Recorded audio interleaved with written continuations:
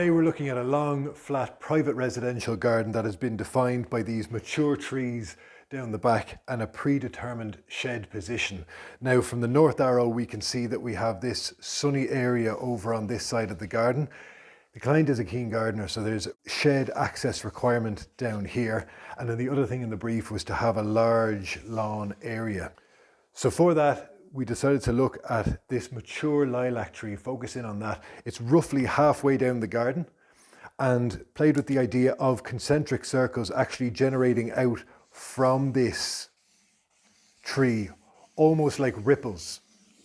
And the idea would be that all of the landscape elements would relate back and be generated from this position. So what does that look like?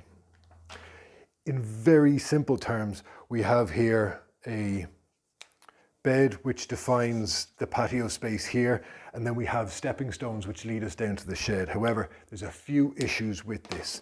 We require access from the side passage. We want to create a bit of dynamic here with this bed, and there was also a glass house required, which is going to be coming in over here to capture that afternoon sun. And then another clear issue is these stepping stones which actually run into existing mature trees. So we just push this path out a good bit from those trees. And what does that leave us with?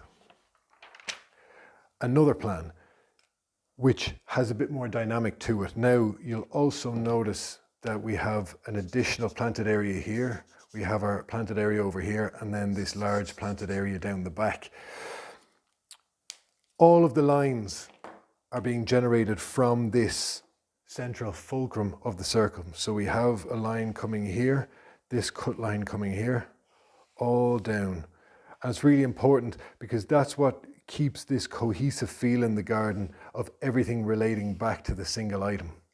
We'll also notice at this point that there are two separate seating areas, one here and one down here. When we put in a placeholder for a dining table and chairs, there was a need to increase the patio size. So we very simply push the patio out this way, but all the time respecting and retaining that idea of the concentric circle. So your final plan looks something like this. A key element of lawns for me is to ensure that the lawnmower blade is able to cut every blade of grass. And if we just run the lawns up to a wall or some sort of vertical element, you'll always have stragglers that ride in and up against the wall. So the solution to this is to very simply, as we've done here, pull a line 150 or 200 mil off the wall that can be infilled with either gravel or, as we did here, with a low growing perennial like liriope. The final rendered plan looks something like this.